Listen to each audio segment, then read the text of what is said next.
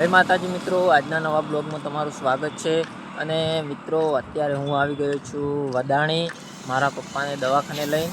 એને થોડી બીમાર થઈ ગયા હતા, એટલા માટે આપણે આવી ગયા છીએ આજે વદાણી। અને અત્યારે દવાખાનેથી બાટલો ચડવાનું ચાલુ છે અને અત્યારે હું આવી ગયો છું પાટણ હાઈવે રોડ ઉપર છું। મિત્રો તમે જોઈ શકો છો, આ છે આપણો પાટણ હાઈવે, આ જોઈ લો।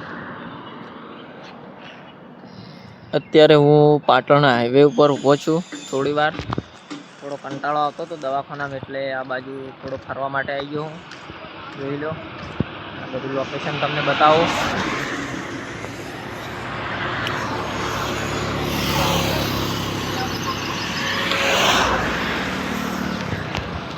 તો મિત્રો બ્લોગમાં બન્યા રહો, આપણે આગળ જઈને તમને મળીએ।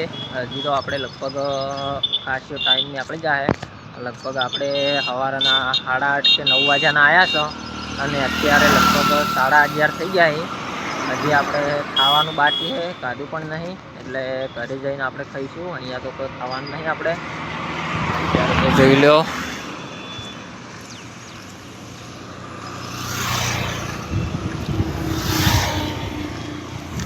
અત્યારે તો આપણે પાટણ રોડ ઉપર જ આટલામાં ફરીએ છીએ। અને આપણે તો મિત્રો લગભગ આપણે ટાઈમ આપણે જાય કલાક દોઢ કલાક જેવું થઈ જાય, લગભગ 12:30 થઈ જાય। તો બ્લોગમાં તમે બન્યા રહો, આપણે આગળ જઈને તમને મળશું ઘરે જઈને। એટલે જોઈ લો, આ બધું લોકલ રાજધાની, આ છે મિત્રો વદાણી।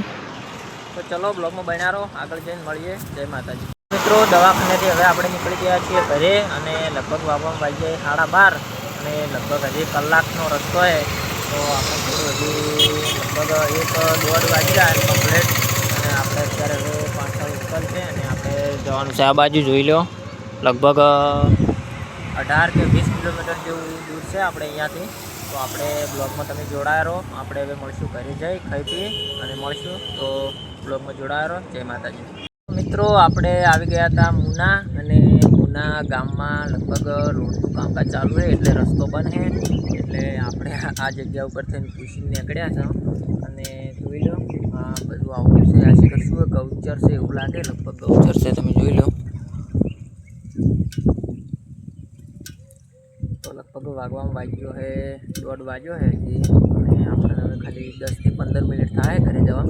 તો મિત્રો બ્લોગમાં જોડાયા રહેજો, આપણે મળશું હવે ખાઈ અને ઘરે જઈને તમને મળીએ। જય માતાજી। તો મિત્રો આપણે ફાઇનલી ઘરે આવી ગયા હતા અને ઘરેથી જમી અને આપણે આવી ગયા છો અગરદાદાના મંદિરે। એટલે મસ્ત વાતાવરણ છે ઠંડુ, અને આપણે અહીંયા બેઠા છો। અને આજે તો બધા આપણા સ્વંતુબા અને પરથી બધા સ્કૂલે જતા રહ્યા છીએ, એટલે અત્યારે આપણે એકલા ઘરે હતા, એટલા માટે હોય બેસવા માટે આવી ગયા છો।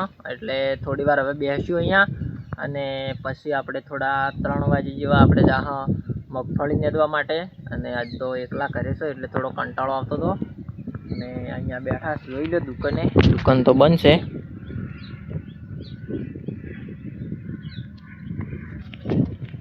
તો મિત્રો તમે બ્લોગમાં જોડાયા રહેજો, આપણે ઘરે જઈને તમને મળશું અને આપણે ખેતરમાં મગફળી નેદવા માટે જવાનું છે। તો બ્લોગમાં જોડાયા રહો। જય માતાજી।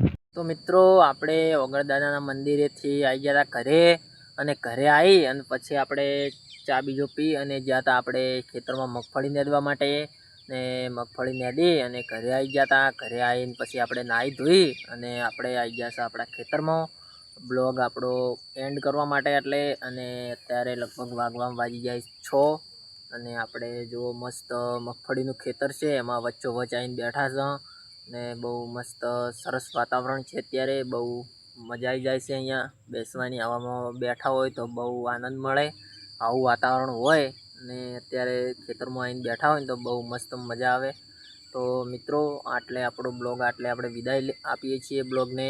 તો મિત્રો બ્લોગ પસંદ આવે તો આપણી ચેનલને સબસ્ક્રાઈબ કરી નાખજો અને વિડીયોને એક લાઈક કરી નાખજો, ને આપણે તમને આવા ગામડાના દેશી બ્લોગ સાથે મળતા રહીશું। જય માતાજી।